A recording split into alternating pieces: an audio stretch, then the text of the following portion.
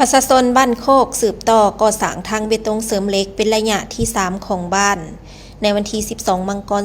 2026 ประชาชนบ้านโคกได้สามัคคีกันสืบต่อลงมือก่อสร้างเส้นทางเบตงเสริมเหล็กเป็นระยะที่ 3 ของบ้านโดยมีคณะของการที่เกี่ยวของเมืองคณะภาคหากฐานผู้สี่นำกลุ่มบ้านและภาคส่วนที่เกี่ยวของเขาห่วมอย่างหลวงหลาย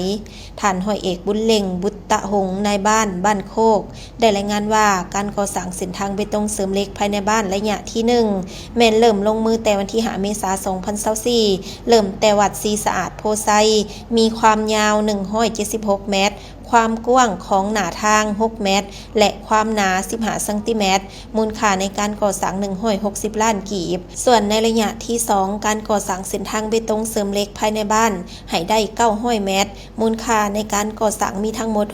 647 ล้านกีบและระยะที่3แม่นได้สืบต่อก่อสร้างเริ่มลงมือแต่วันที่ 12 มังกร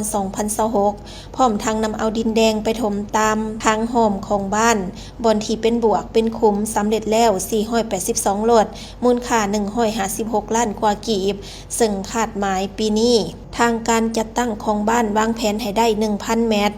ทั่วบ้านโคกใหญ่มีพลเมือง 3,272 คนยิง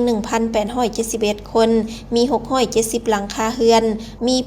859ครอบครัวแบ่งออกเป็น35หน่วยห่างจากเส้นทางหลวงแห่งชาติเลขที่13ใต้เข้าไปหาบ้านประมาณ 5,000 เมตร